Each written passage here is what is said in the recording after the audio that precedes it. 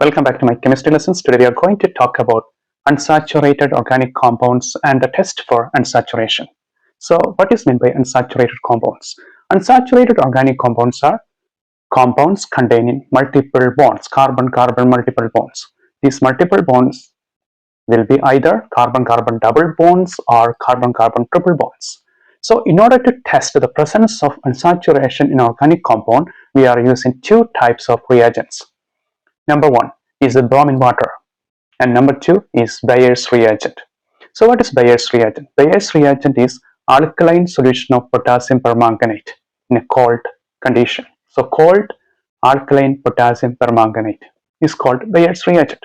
So in order to test the unsaturation organic compound, so for example, the ethene is an unsaturated compound, carbon-carbon double bond. The molecular formula of ethene is CH2 double bond CH2. So C2H4.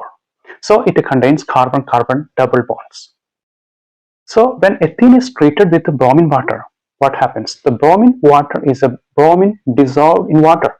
So when bromine water treated with the ethene, the bromine will add across the double bonds of ethene. So the pi bond breaks, and those valencies combine with the bromine atoms to bromine atoms. So each bromine goes to each carbon atom. So we will get a saturated compound containing bromine atoms at 1 and the first and second carbon atoms. So when bromine water is added to alkene, what happens? The bromine atoms go to two carbon atoms, and we will get a saturated compound containing two bromine atoms at two carbon atoms. So for example, you get a 1,2-dibromoethane. This compound, or 1,2-dibromoethane, what happens? All bromine utilized, and the yellowish orange color of the bromine water will be disappeared. So you will get a clear solution.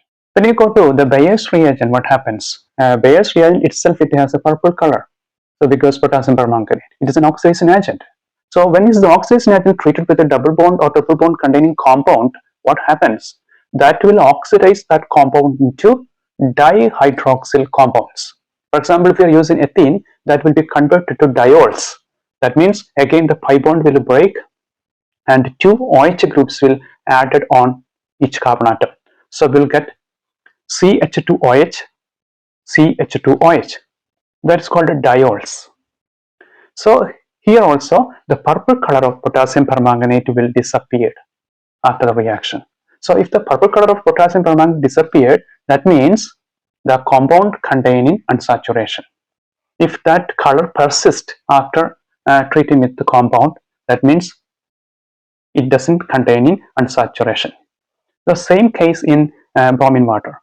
If the yellowish orange color of bromine water exists after treating with the compound, that means there is no unsaturation. If the color changes, that means there is a unsaturation present in that compound. And thank you for watching.